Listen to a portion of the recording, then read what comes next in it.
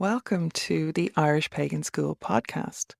Your hosts are authors and co-founders of the Irish Pagan School here in County Waterford, Ireland, Laura O'Brien and Jon O'Sullivan. Fáilte. Where does the Dagda's story end? Well, Dagda Eve agus Fáilte. Hi, hello, and welcome. Jon O'Sullivan from the Irish Pagan School. And this is a Kestrel question that we kind of get asked in a number of different ways. In a lot of cases, like, well, there's the story about, like, the Dagda dying from his wounds, a wound that he took in the Second Battle of Moytura. But then there's the talk about him becoming king in Ireland in really 50 years. But then during the Ulster Cycle, there isn't really mention of the Dagda. When we get to the Fenian Cycle, he's barely mentioned at all, if even. When you get down to the Cycle of Kings, he's only sometimes listed. So where did his story end? And a lot of people find it hard to find the Dagda. And they ask the question, like, where did he go? What happened to him? And we have had a question similarly phrased along this theme from one of our patrons. So thank you very much, those who support us over on Patreon. And this person is wondering, I've started to reach out to the Dagda. So I've also been paying attention to his appearance in the stories. Since the Dagda has so many names, is it possible that he, over time in the stories, absorbs traits of smaller local deities or other deities, or maybe it's the other way around, and he's just known by other names in different places? Um, so the answer, not hard to say. The Dagda is oddly very, very present, very prominent, and very powerful when we are dealing with the mythological cycle. But when we get into the Ulster cycle, it's almost like he's a sideline character, if even mentioned at all. And then it's only his children and grandchildren who, after the mythological cycle into the Fenian cycle, who have a seeming impact on the narrative. Although over time, it seems maybe he is still there, but not there. So the question really is, where did the Dagda go? And so what do we have of the information that we can look at? So when we talk about the Ireland's mythological cycle, there are a number of different things known as recensions. These are versions of the stories. And in one version of the story, the Dagda suffered a wound during the Second Battle of Moytura from a woman warrior of the Fomorians. And he is said to have carried that wound, and it is that wound that later killed him. And by later, it's a long while later, because at the time of the Second Battle of Moytura, Lugh is the king in Ireland, and it says that Lugh rules Ireland for 40 years. So he becomes the king in Ireland on the run up to the Second Battle of Moytura. Nuada steps aside. Lugh takes the seat of power, seat of kingship, sorry, because there are many different seats of different power. But he takes the seat of kingship and he rules for 40 years. The Dagda then becomes king after Lugh and rules for 80 years. And so it's then said that in this version, he dies of a wound that he took 120 years previously during the Second Battle of Moytura, or well, approximately 120 years previously. Now, again, resilience, like if any guy is able to shoulder and carry it on, uh, maybe it's him. But that's the stories of his death. Now, the stories of death amongst the two of the Danann are common, but don't seem to stick. Even Lugh, who is slain by the three sons of Cian, son of the Dagda, sorry, three sons of Kermit. Apologies. There's two versions. One is Cian, Lugh is being son of Cian. I'm getting my genealogy confused, but essentially the three sons of Kermit kill Lugh, and then in order to make up for him having killed their father, even though their father Kermit had been brought back to life by the Dagda, who has a power over life and death from picking up the club, they still deal with the dishonor of it all, and they battle against Lugh, who then takes some wounds and then flees into a lake and then he drowns. Lugh is then said to be buried on the hill of Ushnock, I believe it is. I'll have to double check myself on that. But the three grandsons of the Dagda, in this instance, become the three kings of Ireland. They become Machin, Machecht, and Magren at the time when the end of the mythological cycle is approaching and the Milesians arrive. But the Dagda is not gone from the narrative. So even though he is not, as I said, in one version, he is dead, in this other version, he's still mentioned because when Amergin comes along and facilitates the exchange of power between the two of the Danann and the Milesians, they kind of do it by linguistic trickery, essentially, but they still take dominance in Ireland. But Ireland becomes a wasteland because it's not in right relationship. It's not maintaining that sovereignty bond with the other world. And the only way to restore that is for the Milesians to make friends with the Dagda. So, despite the fact that he is this prominent deity, he's always this deity who seems to be supporting or the narrative of other people and driving things along. How is it that such a powerful deity who has authority over and sea, sun, and moon, not sky, he's not a sky daddy, um, seems to disappear, seems to kind of fade out of the narrative?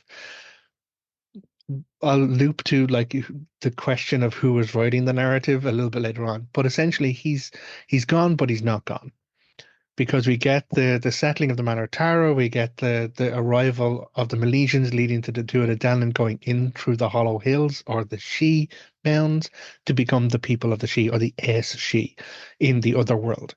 Um, we then finish out with the mythological cycle and we get into the stories of the Ulster Cycle. And in the Ulster Cycle, there is mention of men who are associated with the Morrigan, but they don't carry the name Dagda. There is a story where Cuchulainn, the Morrigan is bringing a cow out of the other world into Ulster to facilitate the birth of the Fionn Vanach, essentially. Um, and she's said to be accompanied by a big red man. Now, the translations of the story talk about Cuchulainn coming and he's kind of having this animosity kind of talk, but the man doesn't respond. He directs his conversation to the man, but the man won't speak to him. The woman responds, and then he responds to her, and instead of her responding back, the man responds instead. And so Cuchulainn is put in this position of like, who am I actually talking to? And he gets all shirty about it. That man isn't mentioned, but he's said to be a red man. Now, one of the other Dagda's names, to go back to this person's question, is the fact that he has so many names. One of them is Rua Rofasa, which is the red one or the fiery one of great knowledge and wisdom. So, is it possible that this red man accompanying the Morrigan is none other than her husband and partner, the Dagda, going by his descriptor as the red man, as opposed to the naming of the Dagda? Hard to say for sure. I can't actually say the answer. This is easy to say because there's nothing else to corroborate or to validate that.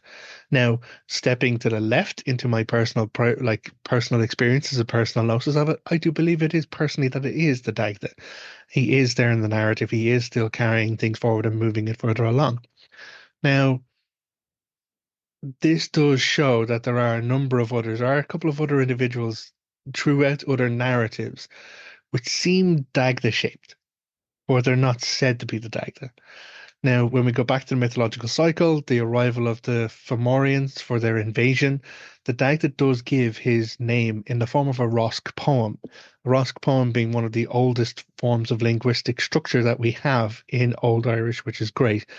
But it's a little bit convoluted in its meaning, and it is this for Ben, Bruch, Brugal, Bromage, it is this flowing, linking linguistic expression of descriptors as opposed to anims or names.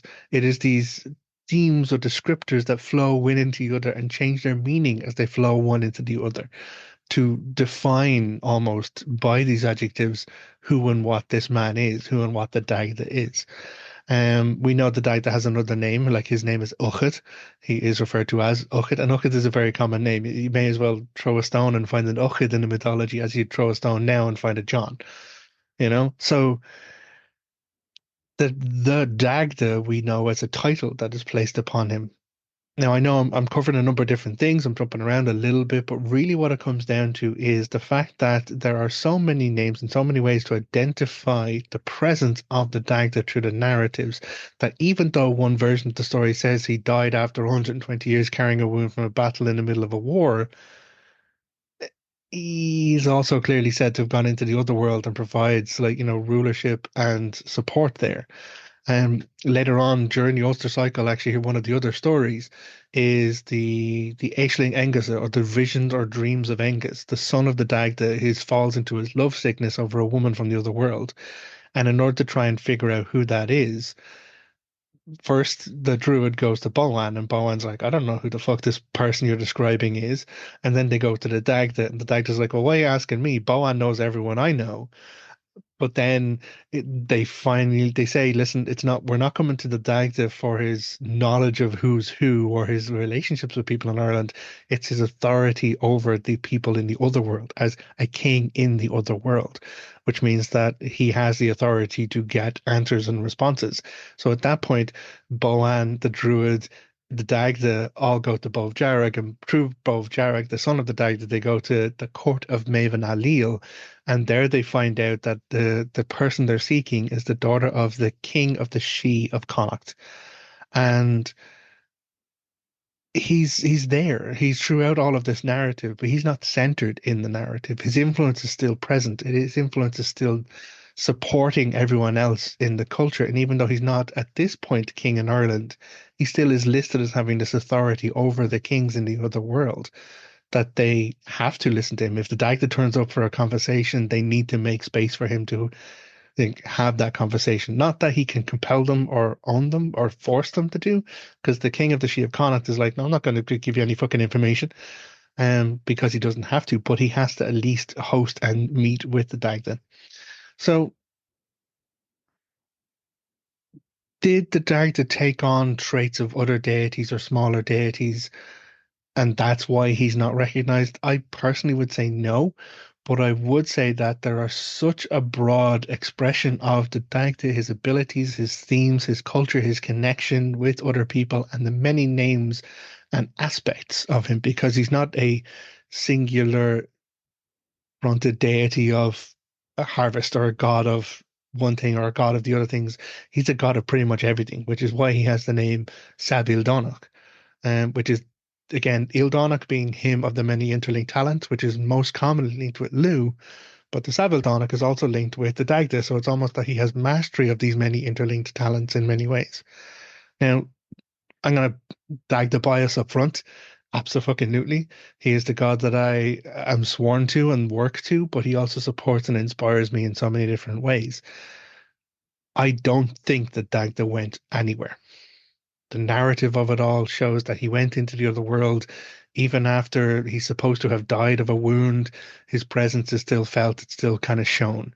And this is where we get into the latter part of questioning the integrity of our sources, shall we say. Now, a lot of the stories, the early stories, were written down by Christian monks. Now, we're delighted to fucking have them. You know, Ireland was an oral tradition in the past, and if it wasn't for the fact that these oral stories were transcribed, then the eradication of Irish culture by colonization and invasion would mean that we wouldn't have any of this content. So we're very grateful. I'm personally very grateful to have this volume of inspiring and insightful kind of content to look into. But then I have to ask the question, when you have an individual, a deity, a pagan deity in Ireland, whose literal translation of his name, the Dagda, is the goodly God,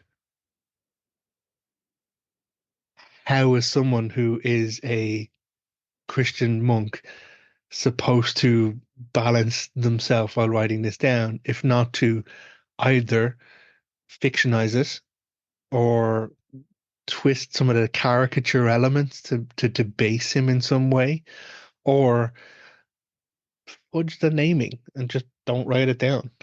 And we actually see this later on, or actually during the mythological cycle, during on the run up to this second Battle of Mythora, this hugely important part of the saga. The Dagda leaves the meeting of the men and the goddess. He travels all the way across Ireland to seek prophetic knowledge about the arrival of the Fomorians. The person he goes to meet is said to be the woman. He meets a woman, and she is red, like robed and red tresses, and she's unbinding her hair, standing and washing herself on a ford, and they bind together, they couple in the ford, and the ford is known as the bed of the couple thereafter. And all of this is given. The woman then speaks prophecy about the arrival of, and it's the woman, the woman, the woman, the descriptor, descriptor, descriptor in the story. And it's only at the end in brackets that someone shoved in, and the woman was the Morrigan. It's almost like the the monk laboriously writing this down is like, well, I can't say it's a goddess. I can't mention that they're deities. I need to in some way get and they're just scribing in, and this is scratchings with quills and ink on vellum skin. So it's not like I'll just lash it down with a biro and whatever else. This is a laborious act. And so the individual still felt like the need to put that name in there, to actually validate by naming who the woman was. Now we know the spiritual text of Christianity is very much anti-women in many ways, shapes, and form. And the whole original sin, Eve, etc., Mary Magdalene, etc. Like there are so many different fucking problems with all of that. It's understandable that some of that bias may bleed over into the sources that we're looking at. So the fact that we're able to point to where narratives are very clearly biased indicates that some of the narratives were rather faithfully written down. But that does mean that it's possible that the names of the Dagda or the names of his multiplicity of names were not recorded in some of the stories in the later stories because they couldn't afford to have a goodly God appearing and dealing in divine power, divine providence in the midst of these narratives. So it's a great question. It's a very interesting one. It's one that I have struggled with personally when I started my own journey trying to find the Dagda. All of this started for me as a journey of who the fuck is the Dagda and where do I find him? And it was that question that started me on this road years and years ago. And it hasn't been easy. It's been reading everything I can. It's been kind of trying to chase it back and also being skeptical about it and not just allowing for Dagda colored glasses to just define every tall, built red man out there as the Dagda. But some part of me, following the expression of my spirituality, makes space for those inspiration moments, those connection to the collective unconsciousness, or imbos farasna, as the ancient bards would say, the inspiration or connection to greater knowledge. And so yeah, hopefully this has been an answer to the question. I do feel it's a little bit rambly, but the Dagda story for me didn't end, never ended. And my experiences working towards right relationship with the Dagda have shown me that even in the most troubling, darkest, and difficult times of the Irish people, the Dagda never went anywhere. And even when his name was not spoken on this land, and even when people couldn't feed themselves for the atrocities that were being done against the Irish people, he didn't go anywhere. Um, and I am speaking from, again, personal gnosis, personal experience, personal spiritual connection. I have come close to touching the Dagda's grief at the loss of people, of Irish people on the island of Ireland. And it's huge and it's saddening. Um, but he endured. He stayed. He maintained his relationship even when no one else remembered or said his name on the island. He didn't stop doing the work. And so that is why part of my commitment to my spiritual practice with him is to say his name out loud on the island of Ireland, because for a long while it was not said at all. And power is in names. Names have power. Names have a way of defining and identifying things so that we can see them, we can perceive them, we can acknowledge them, we can respect them, we can connect with them. So even though Big Red Man or anything else may appear in the narratives, it's worth saying the names and being aware of the impact that we have of energy and resonance as we vocalize those things in our day-to-day life. Thank you very much for the question. I really do appreciate it. It's a great one. And thanks to all of the people who support us over in our Patreon. If you would like to know more, there's literally a free class on the Dagda at the Irish Pagan School, domestic deity and hearth hero. Because unlike other gods out there, he's not the, oh yeah, blah, blah, blah, I'm a big fucking deal guy. He's the come here, sit down, and have a sandwich deity. He's the one who's like there for people where they need him to be in my personal experience and as we have seen in the mythology. But I invite everyone to take a class, look at the information, read a story, listen to me talk about it because I have been doing it for years now, and I don't think I'll ever stop. Right. Listen, Gurv Maguts, thank you very, very much. Look after yourself, and until next time, Slán. Goodbye. If you enjoyed this podcast, please leave us a positive review in your podcast listener. Then head over to irishpaganschool.com and enroll in one of our free or paid courses. Slán go fóill, and we will see you next time.